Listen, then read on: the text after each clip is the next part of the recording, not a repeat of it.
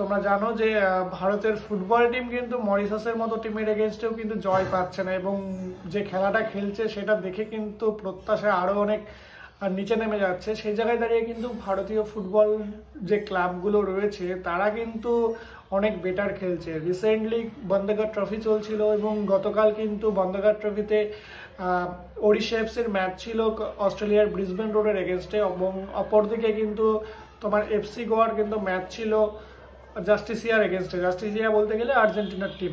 তো দুটো ম্যাচে কিন্তু ভারতীয় দুটো ক্লাব জয়লাভ করেছে, যদিও জাস্টিসিয়ার ক্লাবটা একদমই জুনিয়র প্লেয়ার দিয়ে তৈরি, কিন্তু ব্রিসবেন রোডের এগেনস্টে উড়িষ্যা এফসির ম্যাচটা কিন্তু অত্যন্ত একটা ভালো পজিটিভ দিক ভারতীয় ফুটবলের জন্য কিন্তু বলা চলে। এবং বিশেষ করে উড়িষ্যা এফসি যে কতটা শক্তিশালী সেটা কিন্তু এই ম্যাচটা থেকে আমরা বুঝতে পারি। দেখো, গতকালকে যে ম্যাচটা হয়েছে সেখানে উড়িষ্যা এফসির কিন্তু হুগো বুমস দুর্দান্ত খেলেছে। শুধু দুর্দান্ত খেলেছে তাই নয়, তার সঙ্গে সঙ্গে কিন্তু দুটো দুর্দান্ত গোল করেছে। এবং মোহনবাগান কিন্তু এই বছর হুগো বুমসকে ছেড়ে দিয়েছে এবং গ্রেগ স্টুয়ার্টকে নিয়ে এসেছে। কিন্তু এটা কি মোহনবাগানের একটা ভুল হয়েছে কিনা এটা আরো যতদিন যাবে তত বোঝা যাবে। তার কারণ হচ্ছে হুগো বুমস কিন্তু কালকে নিজের জাত চিনিয়ে দিয়েছেন, উড়িষ্যা এফসিতে গিয়ে ফুল ফোটাচ্ছেন।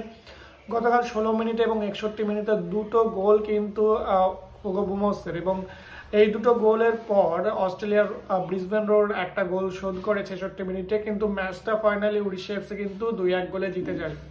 অপরদিকে আর্জেন্টিনার যে টিমটা সেটা জাস্টিসিয়াকে কিন্তু 1-0 গোলে হারিয়ে দেয় এফসি গোয়া, এবং যার ফলে তারাও ফাইনালে চলে যায় বন্দরগাঁ ট্রফির। এবং এই যে ফাইনাল সেটা কিন্তু উড়িষ্যা এফসির সঙ্গে হবে এফসি গোয়ার।